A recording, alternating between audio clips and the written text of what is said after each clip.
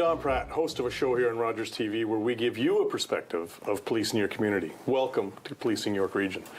Today I've got the opportunity of sitting down with Constable Marina Orlovsky. We're going to talk a bit about the youth programs within YRP.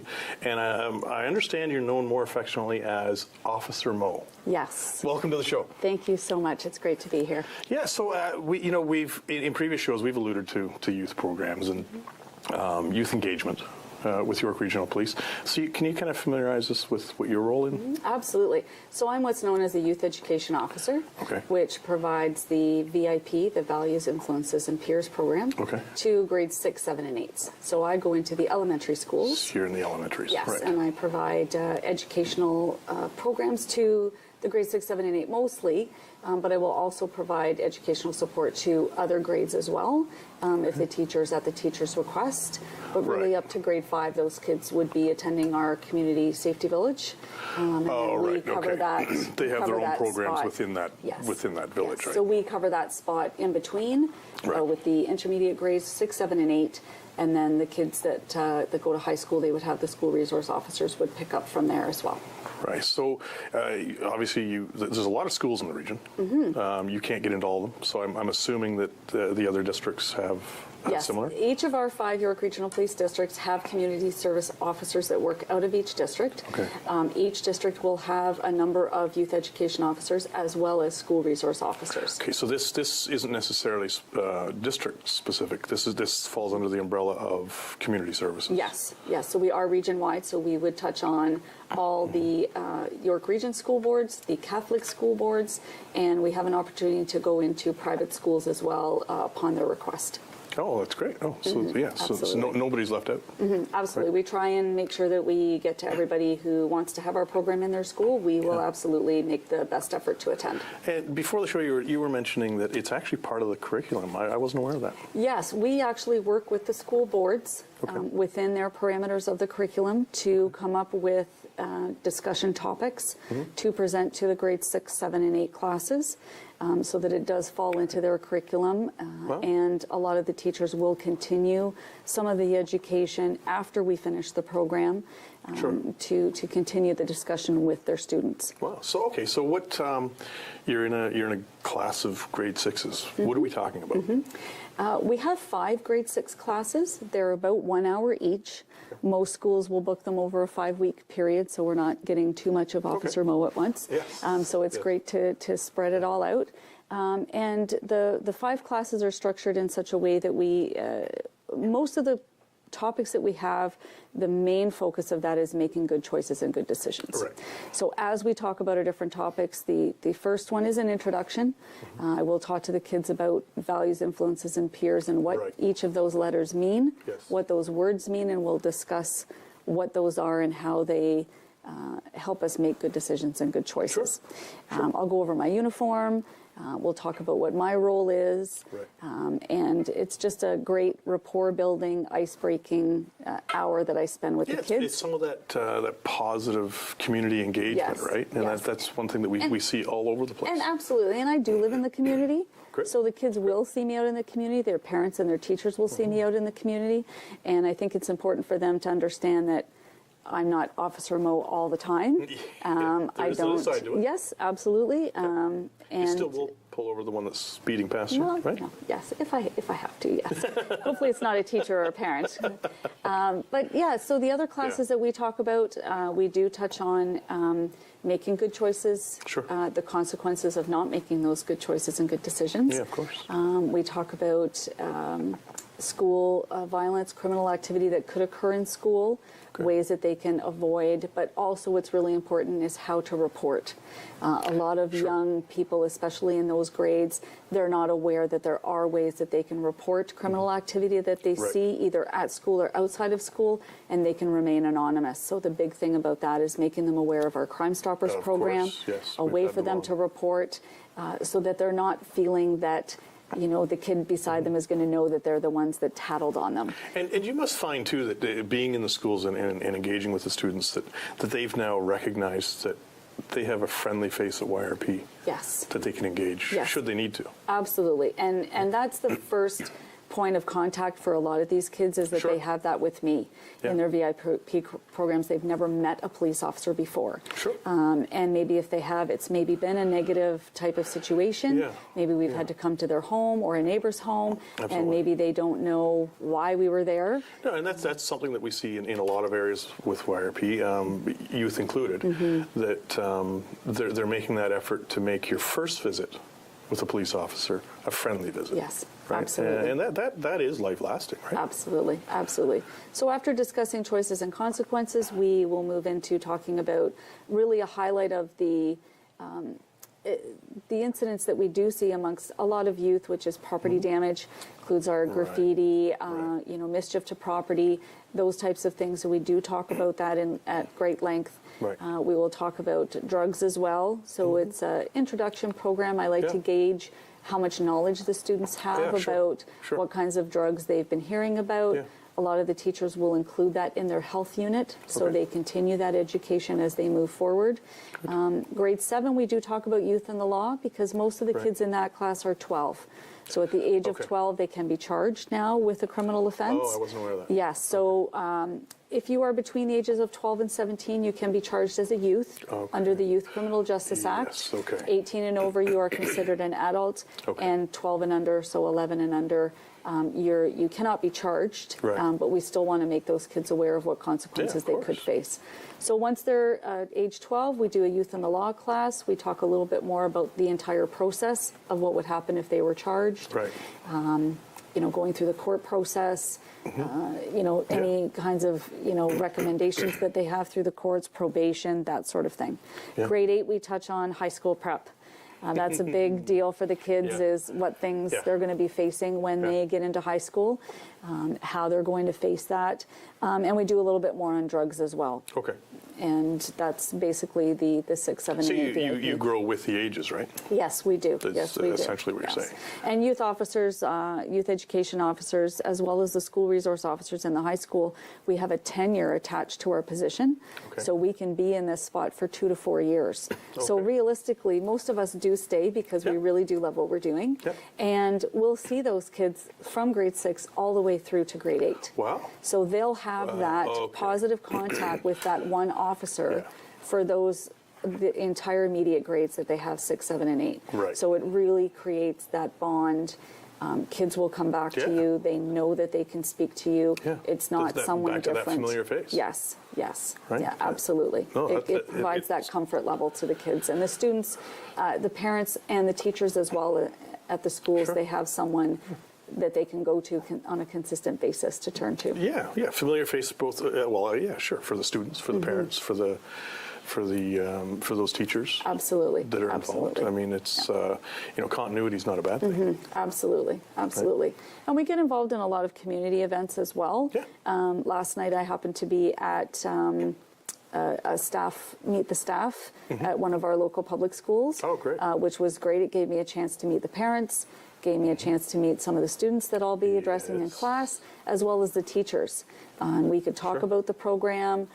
We're booking right now. I'm actually almost booked into March at this point. Oh, wow. So I'm providing a lot of classes. I'm going to be in and out of the schools quite a bit over, the next few months. So I'm really looking forward to it. It's a very busy position, right?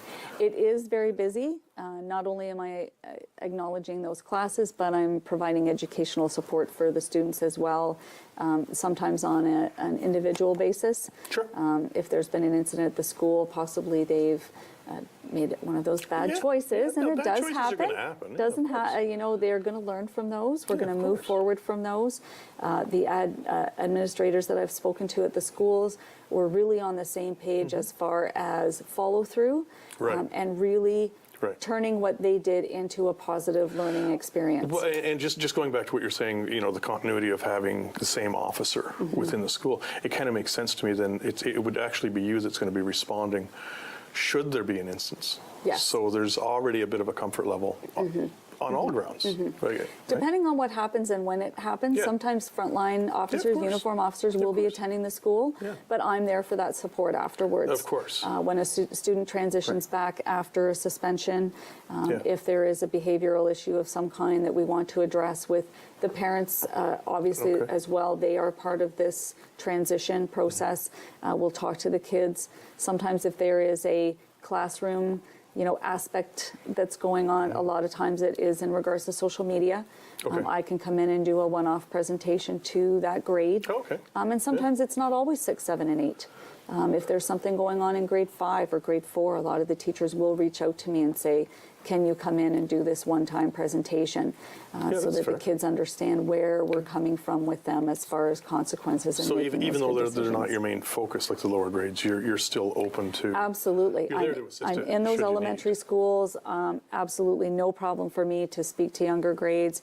I've done community helper presentations for kindergartens, grade 1s, just to get that positive reinforcement started off with them at an early age. Yeah, and it's proven to work, right? Yes, absolutely. Because this isn't a new program to YRP. No, we've been in the schools for a number of years, as well as the school resource officers. We are still in the high schools. We're in the elementary schools. It's not a program that I see an end to. Wow. No, oh, that's great. Well, stick around, everyone. We'll be right back as we chat with Officer Mo.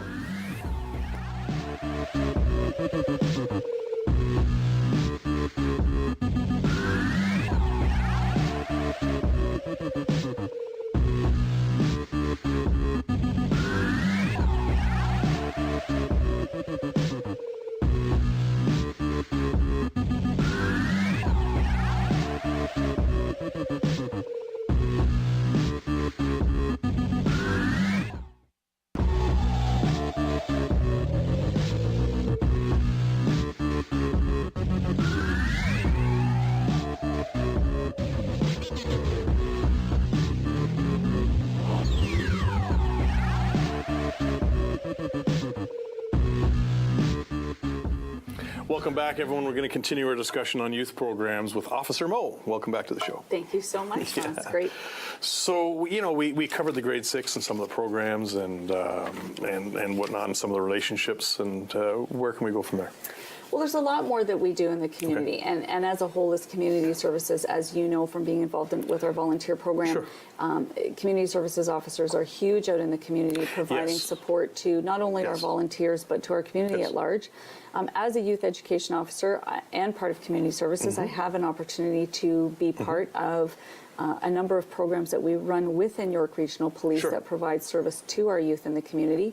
One of those that I'm getting involved with here in Georgina is Jumpstart. Jumpstart through Canadian Tire and in conjunction with Jericho Youth Services. It's a great team. Yes, absolutely. The money I'm sure you've seen when you go into Canadian Tire, they have the Jumpstart. They will ask you for donations. I can let you know that money stays within our community to help the youth in our community with sporting equipment. That's great. With lessons, equipment that they need for that particular sport that they're interested in. So there really is that community outreach from Canadian Tire and those community support that they've had from Jericho and from York Regional Police. So we work with them with that as well. We do have what's called the YRP program, which is Youth and Policing Initiative.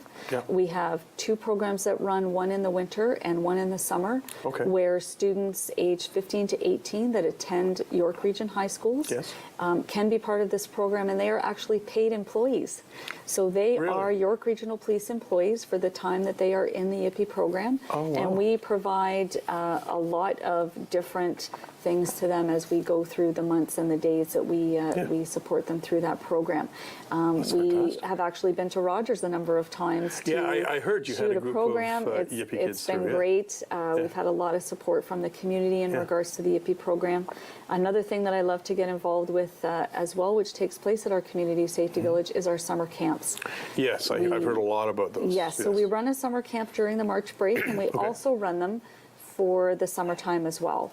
So a lot of the youth officers will get involved in those because a lot of the kids attending the camps will be from their schools.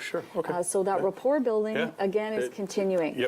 Bringing it right back. We see them all year. Yeah. We invite them to come to camp. We identify those kids, and they come to camp, and it's an amazing opportunity for them to spend time with a lot of different officers, Sure. doing a lot of different activities. So it's a lot of things that we can do within the community that maybe people aren't aware of. Yeah, no, I'm sure they're not, right? I mean, myself as a volunteer, I'm reasonably close to York Regional Police. But one thing that we realize is the amount of programs that you run is, it covers a huge umbrella. Yes, right? yes. So, absolutely. and the youth, of course, being a part of that. And again, being part of the community and living in this community and knowing the needs of the community, there's a lot of other activities and events that I'm going to get involved in as well. Well, just to speak to one, just recently we had a food drive. Yes. Held it at Zares. We had the support of course, of York Regional Police and yourself. We're out there along with some Marine unit fellows. Yes, absolutely. And from what I it's understand, great for the public, right? Very, very successful food drive again. Yeah, yeah. The volunteers, they host these 3 times a year. We always have the support of the York Regional Police, and we always get a pretty big thank you from the Georgina Food Pantry. Yes, absolutely. And they're again going right back into our community, which is huge for everyone. Exactly. This isn't something that's going out of our community. No, what's raised in your community stays in your community. Absolutely, absolutely, which I think is extremely important for people to know and to understand that everything that we do here is for this community, with this community, and I'm really looking forward to doing a number of other events that are coming up. We're going to be at the food, there's another food drive coming up, I know, but there's also a toy drive coming up as well. Yeah, the Holiday Heroes. Yes, Right. which I'm looking forward to being a part of this year as well. I will be the representative at my district here in Georgina for the Holiday Heroes. We are going to be at the Canadian Tire on November 25th. That's correct. So a little plug there. And then back at Zares again on December 9th. Yes, both and for the that will Holiday be Heroes. for So just to bring that in for the folks at home, that the Holiday Heroes is a culmination of what used to be, the 911 drives or the tri-services drives. It just put one umbrella to say, this is how it's happening, and what they've allowed us to do is what we raise in our community actually stays in our community. It's a fantastic program. We've been part of it for a number of years. Absolutely. And it's great to hear you're coming on board for this year. I'm really looking forward to it. And so are we. Just got signed on this week, so I'm still learning everything that I need to know about the program. But I know from seeing information about it in the past and knowing from the volunteers as well here in Keswick that it is an excellent program. Again, staying within our community, helping the youth and the families in our community, which is extremely, extremely important. Yes, no, absolutely. And so we were talking on that when we were off air, that as much as you're a youth education officer, that's not the limit to your role. You are, and we were talking about, you come out with at the volunteer events and stuff, but there's many other things that you do in the community as well. Absolutely, and recently, our community services unit has partnered now with our diversity unit. Yes. We have a new superintendent who oversaw some exciting changes coming. Yes, it's very exciting for all of us. So he oversaw our diversity and cultural resources unit, and now we're all going to be under the same umbrella. Which I think is absolutely brilliant.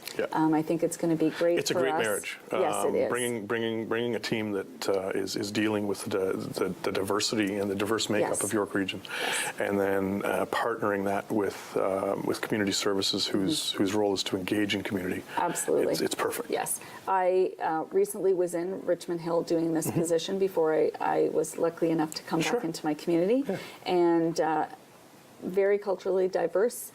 Down, in the south end of the region, and I had opportunity to call in diversity officers and do presentations to grades 6, 7, and 8, talk about human rights, to talk about those things. And the marriage, as you say, it's just absolutely, it just made that much sense for us.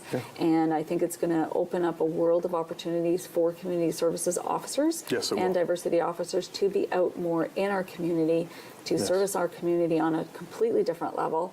I'm really looking forward to the changes, and I think it's just going to speak to how we feel about what we do, and how proud we are to be within our community, working within our community, as police officers, but also as part of the communities that we work in. Yeah. It's just, it's something that we just love to do. Yeah. And just moving forward, it's a very exciting time. I capture that when an officer comes on here and says it's something we love to do, and it's so true. Every time that we've had somebody sit in your chair, you can feel the energy. You know that these folks, yourself included, Yes. really truly do love what Yes. they do. Right? It's not just a job. Absolutely. It's not just a role. Yes. It's actually something that you take in. You take it personally. This is something that we choose. These Yeah. positions Okay, become fair available enough. within our service, Yep. and we apply for these positions. I never actually thought of it that way. You're not really appointed to these, are Yes, you? no, we have to apply for these. We Right. go through an entire process, and it's something that we want. It's something that we have worked towards, Yep. something that we love to do, something that we enjoy. We work very well together. My office here in Georgina is quite small. I'm the only youth education officer in this area, Right. but I do have 2 school resource officers that I work with as well. So youth education officer and school Yes. resource officer. School So- resource officers will cover our high schools. Oh, okay. So they're the officers You're that 6, you will 7, 8s? see. Yes. They're 9 and up. And they're 9 and up, yes. Gotcha. And they'll provide presentations to our high school students. They'll respond to incidents that are happening at our high schools. But we do work closely together. Obviously, my grade 8s will be going into grade 9. Yeah, fair so we will, have a lot of, discussions about the kids in our community, the kinds of activities that they're involved in, and we work very closely together. And like we were talking before, some shared services, right? Like if Yes. somebody needs a little bit of support or help, then Absolutely. kind of help each other out in those. Yes, in very, those very regards. good working relationship with the officers that I'm in the office with right now. So it's great. Love it. No, that's fantastic. Now, so when you're out of school, your vehicle's parked up front. Of Yes, the I school. have an actual police car. So- That's all marked, lights, sirens, the whole bit. Well, sometimes we see the eyebrows go up as, oh, there's Yes. a police officer. Don't be there. alarmed when you see a police that's officer at your okay. school. Yeah, most often than not, we are in there doing an education piece, or Right. we're there for some type of school event. I do attend assemblies, fun fairs, barbecues at the end of the year, parent-teacher nights. So there's a lot of different reasons that I could be at your elementary school, your child's So just school. because we see a police cruiser at a school doesn't necessarily mean bad. Don't be alarmed. Don't be alarmed. Probably Officer Mo just imparting some of her wisdom on your kids at school during the day, stopping in to say hi. So yeah, don't worry about that. I'm sure that this wouldn't be a number that you'd have, but I'd be curious to find out just how many youth are engaged by York Regional Police on an annual level. Because when I think of it, just through this conversation and others, there's a lot. It is, and really when we counter in the safety village with those numbers as well, it's astronomical probably the amount of kids that we do reach in a school year, and then during the summer as well with our summer programs. I don't have those numbers, but I can just imagine. Yeah, absolutely. It's just as we're talking, I Yep. mean, I'm thinking of the students, the youth that are going through the community safety village and all the wonderful programs that they have to offer, Yes. and then you're engaging classrooms one-on-one, 6, 7, 8s, and then of course your school resource officers in the high schools. Yes. Coupled with some of these camps and that you're talking about. You're talking more than a couple hundred students. We're busy. Yeah. We're busy, but we like it. We come in the morning and we have a little chat about our day, and we're off and running. And we meet up at the end of the day and we discuss about what we did and talk about the kids, and then that's it. The days go by pretty fast. So we talked about some of the topics that you would cover in the schools. Yes. And of course, I guess it probably depends on the school and on the feedback that you're feeling too, right? The grade 6 program is set. Okay. Because it is curriculum based through the Right, board. okay. So that program is set for 6, 7, and 8. But if we do get a one-off request, Sure. for instance, there might be a social media situation happening. right. I've been asked to come in and speak to different grades, and I'll just create a presentation. Okay. If there wasn't already one in so existence, you'll I'll curate create a one to that. presentation and we'll go in and we'll just have a conversation with the kids about what they're doing on social media, what kinds of things are happening. And there again, we talk about those choices and consequences as well, because we want them to continue to make those good decisions. Yeah, fair enough. I mean, you don't. Back to the interaction. Let's keep it positive. Absolutely. Right. Absolutely. And that familiar face piece. Yes. Right? Yes. So some of the, we talked about the Yippee, the Jumpstart. At the camps, what kind of activities are we talking about with these camps? What would we see? A lot of the things that we do at the camp, we do have York Regional Police units that will come in. Kids love our canine unit. Our ERU will come in. We'll actually have our search and rescue. They get to see all the boys with the toys. It's great. They love that. The kids just love those units coming in. Kids love animals. They love to see the dogs. They love to see the toys that the guys have in the truck. So we do have a number of police units that will come in. We also have community members that will come in as well and talk about building your character, being the good person that you want to be, that you're striving to be, building your self-esteem, building your, part of that character good behaviors. Building. Absolutely. So a lot of the things that we do at the camps are aimed at providing those kids a great foundation for the rest of their life. Some incredible opportunities. Yes, it's exciting. Officer Moe, thank you so much for being here. I look forward to having you on again. Thank you so much, Don. Well, folks, that wraps up this episode of Policing York Region. For more information on the show, rogerstv.com. For more information on York Regional Police, yrp.ca. Been a great show. Look forward to seeing you again.